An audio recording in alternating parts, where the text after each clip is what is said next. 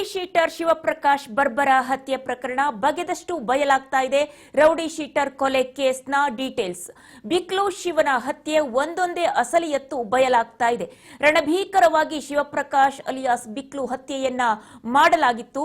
ಅದರ ಬಗ್ಗೆ ಇದೀಗ ಸಾಕಷ್ಟು ವಿಚಾರಗಳು ಬೆಳಕಿಗೆ ಬರ್ತಾ ಇದೆ, ಬಗೆದಷ್ಟು ಕೂಡ ಬಯಲಾಗ್ತಾ ಇದೆ. ಬಿಕ್ಲು ಶಿವನ ಹತ್ಯೆಗೆ ಸಂಬಂಧಪಟ್ಟಂತ ಒಂದೊಂದು ವಿಚಾರಗಳು ಇದೀಗ ಹೊರಗಡೆ ಬರ್ತಾ ಇರುವಂತದ್ದು. A2, A3, A4, A5 ಆರೋಪಿ ಕೈಗೆ ಸಿಕ್ತು. ಆದ್ರೆ A1 ಮಾತ್ರ ಇದುವರೆಗೂ ಕೂಡ ನಾಪತ್ತೆ.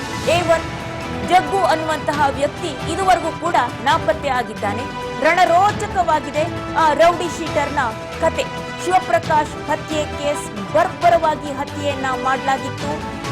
Bengaluru to Chennai, Chennai to Dubai, ಹೀಗಿದೆ ಅವರ ಒಂದು route map. Shivaprakash alias Biklu ಬರ್ಬರವಾಗಿ ಹತ್ಯೆ ಬೆನ್ನಲ್ಲೇ ಜಗ್ಗ ಪರಾರಿಯಾಗಿದ್ದಾನೆ. 15 ನಿಮಿಷದಲ್ಲಿ ಕೊಲೆ ಮಾಡಿದ 15 ನಿಮಿಷದಲ್ಲಿ ಚೆನ್ನೈನತ್ತ ಹಾರಿದ್ದಾನೆ king pin.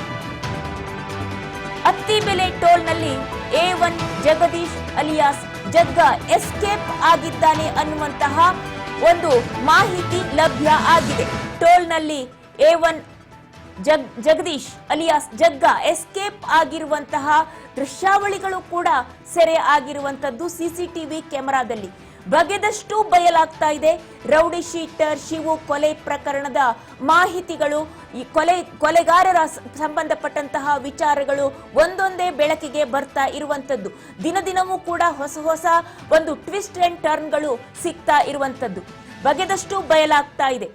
Bengaluru to Chennai, Chennai to Dubai, ಹೀಗೆ ಕೊಲೆಗಾರರ ರೂಟ್ ಮ್ಯಾಪ್ ಯಾವ ರೀತಿಯಾಗಿ ಇದೆ ಅನ್ನುವಂಥದ್ದು ಕೂಡ ಗೊತ್ತಾಗ್ತಾ ಇದೆ.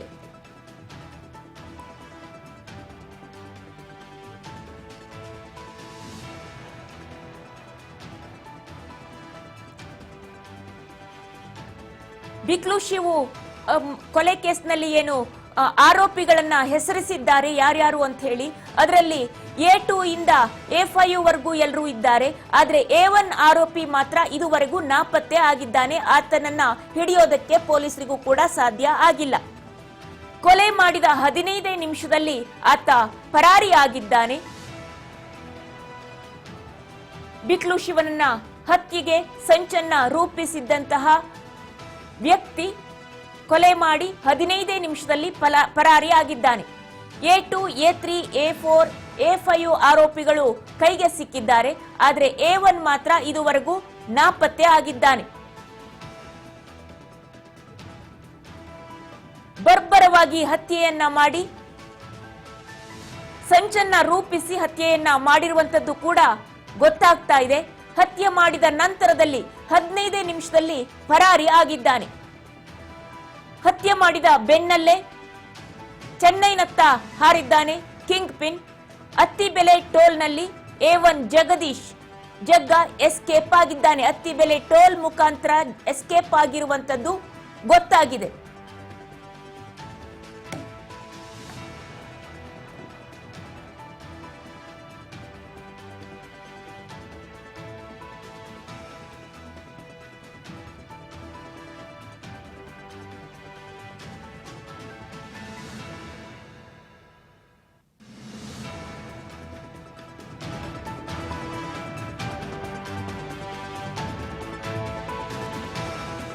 ಹತ್ಯೆಗೆ ಹೋಟೆಲ್ನಲ್ಲೇ ನಡೆದಿತ್ತಂತೆ ಬಿಗ್ ಪ್ಲಾನ್. ಹೋಟೆಲ್ನಲ್ಲಿ ಹತ್ಯೆಗೂ ಮುನ್ನ ಪ್ಲಾನ್ ಅನ್ನ ಮಾಡಿಕೊಂಡಿದ್ರಂತೆ.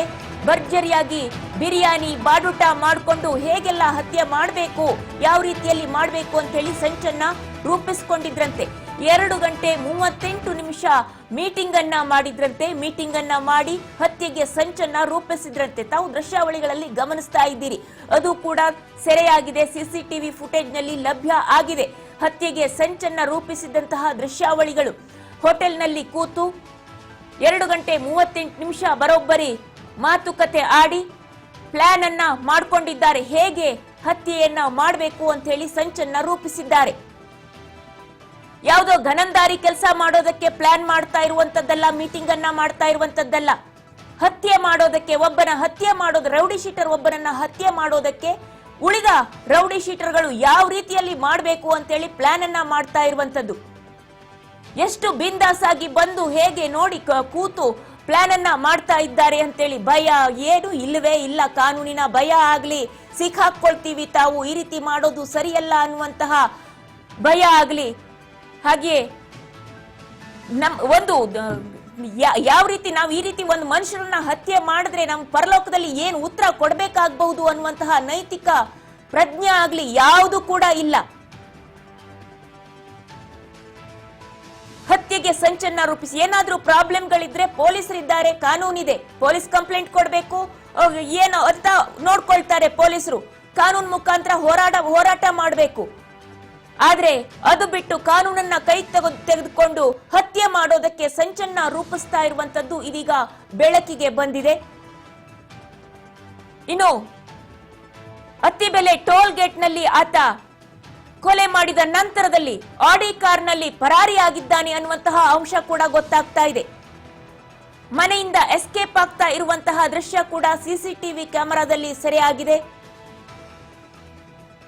ಹತ್ಯೆಗೆ ಟೋಲ್ನಲ್ಲೇ ಸಂಚನ್ನ ರೂಪಿಸಿದ್ರಂತೆ, ಹೇಗೆ ಹತ್ಯೆ ಮಾಡಬೇಕು ಅಂತ ಹೇಳಿ ಎಲ್ಲರೂ ಸೇರಿ ಹೋಟೆಲ್ನಲ್ಲಿ ಹತ್ಯೆ ಮಾಡೋದಕ್ಕೆ ಪ್ಲಾನ್ ಅನ್ನ ಮಾಡಿದ್ರು. ಬರೋಬ್ಬರಿ 2.5 ಗಂಟೆಗೂ ಅಧಿಕ ಸಮಯ ಕುಳಿತು ಮಾತನಾಡಿ ಹತ್ಯೆಗೆ ಸಂಚನ್ನ ರೂಪಿಸಿದ್ರು. ನಂತರ ಹತ್ಯೆ ಮಾಡಿ 15 ನಿಮಿಷದಲ್ಲಿ ಕಿಂಗ್ ಪಿನ್ ಪರಾರಿಯಾಗಿದ್ದಾನೆ. ಅತ್ತಿಬೆಲೆ ಟೋಲ್ ಗೇಟ್ ಮುಖಾಂತರ ಚೆನ್ನೈಗೆ ಪರಾರಿಯಾಗಿದ್ದಾನೆ, ಅಲ್ಲಿಂದ ದುಬೈಗೆ ಎಸ್ಕೇಪ್ ಆಗಿರುವಂತದ್ದು.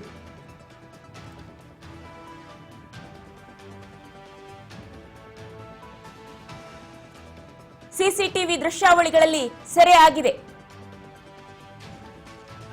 ಈ ಎಲ್ಲ ಡೀಟೇಲ್ಸ್ ಕೂಡ. ಸ್ಯಾಂಡಲ್ವುಡ್ ಸ್ಟಾರ್ಸ್ ಗಳ ಜೊತೆಯಲ್ಲೂ ಕೂಡ ಆರೋಪಿ ಜಗದೀಶ್ ಅಲಿಯಾಸ್ ಜಗ್ಗ ಸಂಬಂಧವನ್ನ ಇಟ್ಕೊಂಡಿದ್ದ, ಅವರ ಜೊತೆಯಲ್ಲಿ ಕೂಡ ಸಂಪರ್ಕವನ್ನ ಇಟ್ಕೊಂಡಿದ್ದ ಅನ್ನುವಂಥದ್ದು ಕೂಡ ಈಗ ಕೆಲ ದಿನಗಳಿಂದ ಗೊತ್ತಾಗ್ತಾ ಇರುವಂತಹ ವಿಚಾರ. ರಾಜಕಾರಣಿಗಳ ಜೊತೆಯಲ್ಲಿ ಕೂಡ ಆತನಿಗೆ ಒಡನಾಟ ಇತ್ತು ಅನ್ನುವಂಥದ್ದು ಗೊತ್ತಾಗ್ತಾ ಇದೆ. ಇನ್ನು ರಾಜಕಾರಣಿಗಳು ಹೇಳ್ತಾರೆ ಅವರೆಲ್ಲ ನಮ್ಮ ಕಾರ್ಯಕರ್ತರು, ಹಾಗಾಗಿ ನಮ್ಮ ಜೊತೆಗೆ